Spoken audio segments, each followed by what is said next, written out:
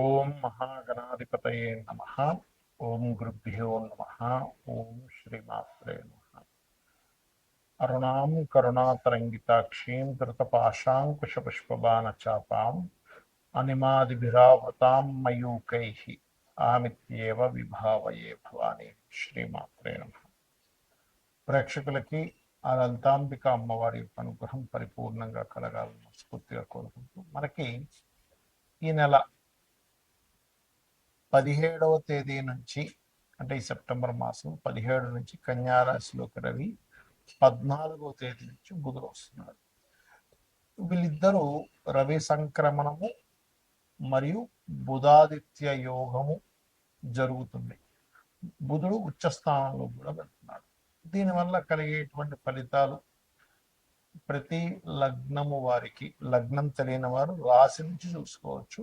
అది మిగతా గ్రహాల యొక్క ప్రభావం ఎలా పడుతుంది, ఆ రెండు కలిపి మంచి యోగం అంటారు కదా, ఏ రాశి వారికి ఎటువంటి యోగం ఉంటుంది, ఏ విషయాల పట్ల జాగ్రత్త పడాలి అనేటువంటి విషయాలు ఇప్పుడు మనం ఒక్కొక్కటిగా తెలుసుకుందాం. అయితే చెప్తున్న విషయాలు నేనైనప్పటికీ కూడా చెప్పేస్తుంది సాక్షాత్ లలిత అమ్మవారిగా భావిస్తూ తెలుసుకుందాం. మేషము వారికి కనుక చూసుకున్నట్లయితే 6వ స్థానంలో బుధుడు రవి కలిసి ఉన్నారు. ఈ 17వ తేదీ నుంచి కలిసి ఉంటారు ఇద్దరు కూడా. ఒక నెల రోజుల పాటు ఉంటారు. అందులో బుధుడు కొంచెం 25 రోజులు వెనక్కి వెక్కిరించడం, ముందుకెళ్ళడం లాంటివి జరుగుతుంటాయి. బట్ ఏదేమైనప్పటికీ కూడా 25 రోజుల పాటు అక్కడ ఉండడం అనేటువంటిది మేషం వారికి పూర్వజన్మ కర్మస్థానము అంటారు దాన్ని.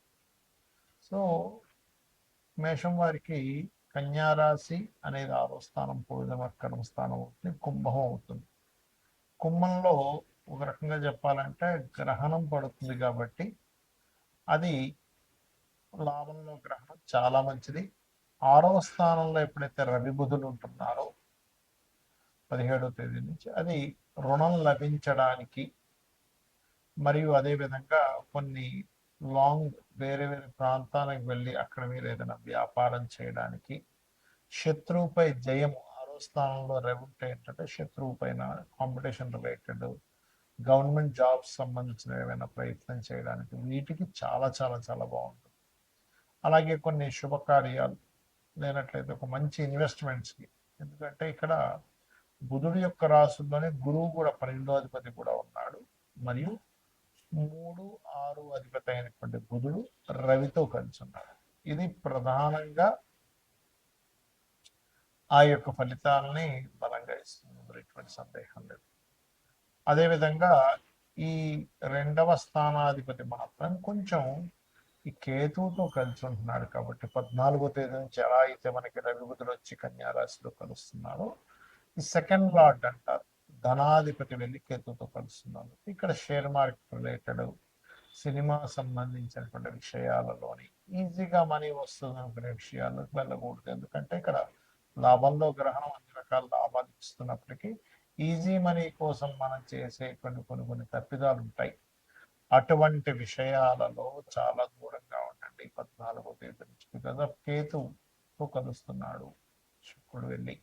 అయితే ఇందులో ఆయుర్వేదం, మెడికల్ రిలేటెడ్, కొన్ని స్పిరిచువల్ రిలేటెడ్ కొన్ని చేస్తూ ఉంటారు, పౌరహిత్యంలోని లేనట్లయితే అటువంటి వాటికి మాత్రం ఖచ్చితంగా ఫైనాన్షియల్ గ్రోత్ అనేటువంటిది ఇస్తున్నాం, ఎటువంటి సందేహం లేదు. అయితే మీరు ఎక్కువగా లక్ష్మీ గణపతి యొక్క ఆరాధన, మీరు ఎంత లక్ష్మీ గణపతిని ఆరాధిస్తున్నంత బాగుంటుంది. బిజినెస్ లైన్స్లో ఉండేటువంటి వారికి కూడా మంచి యోగ్యత అనేటువంటిది ఉంటుంది. ఇక్కడ ఉదయ యోగం వల్ల మీరు సూర్య భగవాను చూస్తూ కూడా లక్ష్మీ గణపతిని ఆరాధించండి అనేది చాలా బాగుంటుంది. ఈ యొక్క రవిబుధులు కలయిక వల్ల దేశకాల గోచార సంబంధించినటువంటి విషయంలో మరియు గ్రహణం పడుతున్నందుకు ఈ దేశకాల సంబంధించినటువంటి విషయాల్లో ఎటువంటి ఫలితాలు వస్తాయి అని చెప్పి చూసుకున్నట్లయితే, ఒకటి మనం ఇప్పటికే చూస్తున్నాం, మనం ఆల్రెడీ 4-5 నెలల క్రితం నూతన సంవత్సరం వచ్చేటప్పుడే చెప్పుకున్నాం, జల ప్రళయాలు ఎక్కువగా జరుగుతాయని. కాకపోతే ఈ గ్రహణ ప్రభావం జల ప్రళయాల మీద ఎక్కువగా ప్రభావం చూపిస్తుంది. ఈ క్లౌడ్ బస్టర్స్ అని, ఈ టోర్నడేస్ అని మనకి ఇట్లా తిరుగుతుంటే వాటర్ లాగా. అదేవిధంగా పగలే చక్కగా చీకటి చేసినట్టుగా దట్టమైన మేఘాలు, ఈ వరదలు, వీటి ప్రభావం ఎక్కువ ఉంటుంది కాబట్టి నీటి ప్రాంతాలకు దగ్గరలో ఉండేవారు కాస్త జాగ్రత్తగా అప్రమత్తంగా ఉండాలి. ఇక రవి బుధులు ఎప్పుడైతే మనకి 6వ స్థానంలో, అంటే మేషం నుంచి 6వ స్థానంలో సంచరిస్తారు, సహజంగా కన్యా రాశిలో సంచరిస్తుంటారు. ఇది కొంచెం ఈ భూ సంబంధించినటువంటి విషయాల్లో కొన్ని ప్లేసెస్లో గవర్నమెంట్ కొన్నిటిని శాంక్షన్ చేసినందుకు భూమికి సంబంధించిన విషయంలో, ముఖ్యంగా భూమి అపార్ట్మెంట్లు కాదు, అర్థం చేసుకోండి, భూ విషయాల్లో మంచి ధరలు పెరగడాన్ని ఇది ఇస్తుంది. ముఖ్యంగా 17వ తేదీ నుంచి రవి బుధులు ఎప్పుడైతే అక్కడికి వస్తున్నారు. మరి కొంతమందికి బుధాదిత్య యోగం వాళ్ళ జన్మజాతకంలో ఉంటుంది. ఇక్కడ చాలా మంది ఏంటంటే, ఇప్పుడు గోచారంలో బుధాదిత్య యోగానికి ఫలితం అని చెప్పారు కదా, మరి కొంతమందికి జన్మజాతకంలో ఫలానా యోగం ఉంటుంది, మరి ఎందుకు యోగించదు అని నన్ను అడుగుతూ ఉంటారు. దానికి ఏంటంటే ముఖ్యంగా మీరు తెలుసుకోవాల్సింది, మీ జన్మజాతకంలో ఒక్కొక్క జాతకంలో ఖచ్చితంగా ఏదో ఒక యోగం ఉంటుందండి. కొన్ని 20-30 యోగాలు ఈజీగా ఉంటాయి ప్రతి జాతకంలో. కానీ ఇదేమిటి, గజకేసరి యోగం అన్నారు, బుధాదిత్య యోగం అన్నారు, అనపాస యోగం అన్నారు, సునఫ యోగం అన్నారు, శకట యోగం అన్నారు, ఇట్లా రకరకాలు చెప్తుంటారు కదా, నాకెందుకు ఫలితం రావట్లేదు, లేదా పంచమహాపురుష యోగాల్లో ఒక యోగం ఉందన్నారు, మరి ఏమిటి పరిస్థితి అని అనుకుంటూ ఉంటారు. ఇక్కడ మీరు అర్థం చేసుకోవాల్సింది ఏంటంటే, ఒకటి పాయింట్ నెంబర్ 1, మీకు ఉన్నటువంటి యోగం సంబంధంగా మీరు మీ లైఫ్లో ప్రయత్నం చేస్తున్నారా లేదా. అంటే ఎలాగా అంటే, ఇక్కడ గురుమూలక ధన యోగం ఉంటుంది, అలాంటప్పుడు వాళ్ళు టీచింగ్ లైన్స్లోకి వెళ్తే బాగుంటుంది. అలాగే బుధాదిత్య యోగం విత్ మెడికల్ యోగంతో సంబంధం ఉంటుంది, అలాంటప్పుడు మీరు మెడికల్ రంగాల్లోకి వెళ్తే ఉంటుంది. అంటే ఎలా అంటే, పలానా దగ్గర నిధి ఉందని తెలిసింది, నిధి ఉన్నంత మాత్రం మీకు రావాలని లేదు, ఆ నిధి కోసం మీరు ప్రయత్నం చేస్తే మీకు ఎలా అయితే నిధి వస్తుందో, లేకపోతే పలానా గవర్నమెంట్ పలానా ఆఫర్స్ ఇస్తుంది అన్నప్పుడు దానికి సంబంధించి మీరు అప్లై చేసుకుంటే ఎలా అయితే వస్తుందో, అలాగే మీ యొక్క జన్మజాతకంలో కూడా ఏ యోగం ఉంది, అది ఏ ఫలితాలు ఇస్తుంది. అది కెరీర్ మూలంగా ఫలితం ఇస్తుందా, బిజినెస్ మూలంగా ఇస్తుందా, ఒక సర్వీస్ మోటోలోకి వెళ్తే ఇస్తుందా, ఒక ఆధ్యాత్మికమైన వాటిలోకి వెళ్తే ఇస్తుందా అనేటువంటిది ఎలా ఉంటుందో, ఒక అవయోగం కూడా దీని జోలికి వెళ్తే మంచిది కాదు అవుతుంది. కొంతమందికి షేర్ మార్కెట్ మూలంగా నిర్ధన యోగం అయిపోతుంది, అలాంటప్పుడు షేర్ మార్కెట్ జోలికి వెళ్ళకూడదు. ఇంకొంతమందికి విదేశాలకు వెళ్ళడం అన్న అవసరం ఖర్చు అవుతూ ఉంటుంది, అప్పుడు విదేశాలకు వెళ్ళకూడదు. ఇంకొంతమందికి చేయకూడని బిజినెస్లోకి ఎంటర్ అయ్యే రాంగ్ టైంలో, అందరికీ బిజినెస్ అచ్చిరాదని కాదు, అక్కడ ఎంటర్ అయ్యే టైం రాంగ్ టైం అవుతుంది, చేయకూడని బిజినెస్లు ఏమో చేస్తూ ఉంటారు. ఇది ప్రధానంగా ఇక్కడ దీని యొక్క ప్రభావం చూపిస్తూ ఉంటుంది.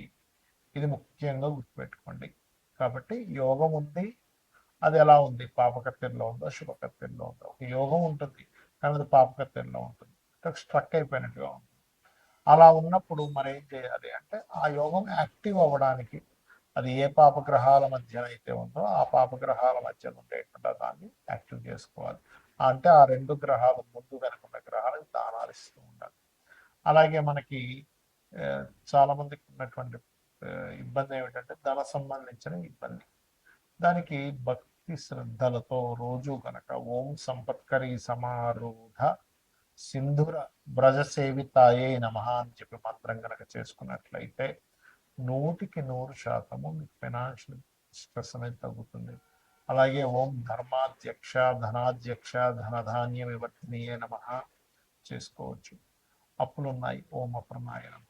ఇక్కడ ఏంటంటే, అసలు మీకు మీ యోగం ఏమిస్తుంది, అది ఎప్పుడు యాక్టివ్ అవుతుంది, అదేమైనా పాపకత్తెరలో ఉందా శుభకత్తెరలో ఉందా, ఆ యోగానికి తగ్గట్టుగా నేను వర్కౌట్ చేస్తున్నాను లేదా, నేను దానికి సంబంధించిన ప్రయత్నం చేస్తున్నాను లేదా, ఇది తెలుసుకోనంతసేపు మీకు ఎన్ని యోగాలు ఉన్నా కూడా ఫలితం అనేటువంటిది ఉండదు. శ్రీమాత్రే నమః.